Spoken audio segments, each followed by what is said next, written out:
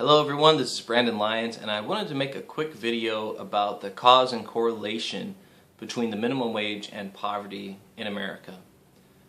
Now, as we all know, around 50 million Americans live in poverty. Of those 50 million, 20 million of them are children. The other 30 million is made up of adults. Now, a really eye-opening statistic to know about those adults is only 3% of them work full-time, which means that the most common characteristic between those living in poverty in America is not having anybody in the household working at all.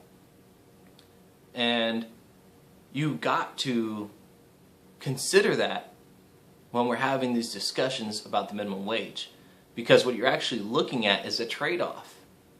You are able to boost the pay of the lowest paying or paid workers in society, i.e. those on minimum wage, but the expense and the negative side of it is that you're putting more people in poverty.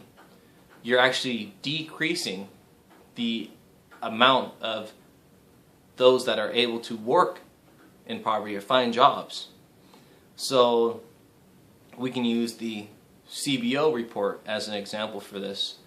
The 900,000 people that they estimated to be taken above the poverty level are those 3% that are working in poverty. So you're able to basically make it so those that are in poverty that work full time are completely taken out of there. So you take those 900,000 people out of the poverty line, and then you replace them with 500 people. So after that is done, you're looking something like a 0.2% of the remaining poor that are in poverty working full time. It's a huge trade-off, and you got to understand this, guys, because this isn't some cure-all solution. If it didn't have a negative effect, and really think about this in a logical sense, if raising the minimum wage didn't have a negative effect, then we would legitimately raise it to $20 an hour, or $30 an hour, or $100 an hour. We would.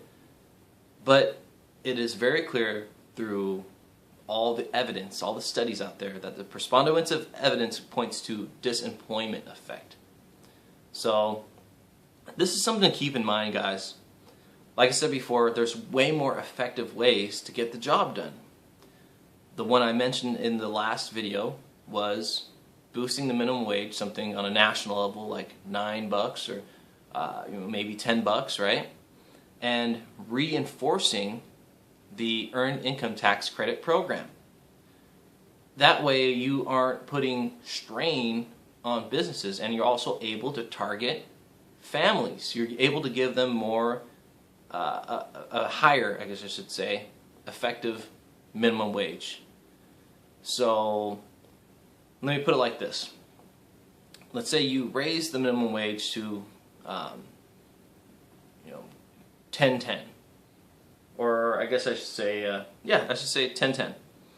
You're able to lift those 900,000 people out of poverty, right?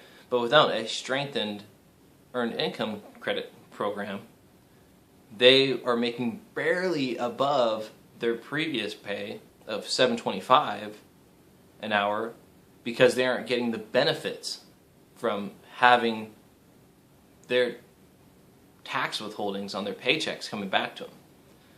So anybody that's above the poverty line doesn't get Earned Income Tax Credits. So the statistic right now for that is if you're making $7.25 in America, your Earned Income Tax Credit on average will give you an effective minimum wage of $9.25. Some are higher, and they're higher because they have children. So just to put it in perspective, all right, there's better solutions, and it needs to be an all-the-above strategy. All right, we got to be thinking about the amount of those that are in poverty in America. We got to think about those that are going to be put in poverty in America. if we raise the minimum wage too high. We don't think about this in a smart, logical way. So please look into this. All right, look at the studies, look at the evidence, right? And let me know what you think. Please like the video, subscribe to my channel. Let's continue this discussion. Let's get more educated about the minimum wage. Let's get more educated about poverty. Let's get more educated about solutions, first and foremost. So, thanks again. Till next time, everybody.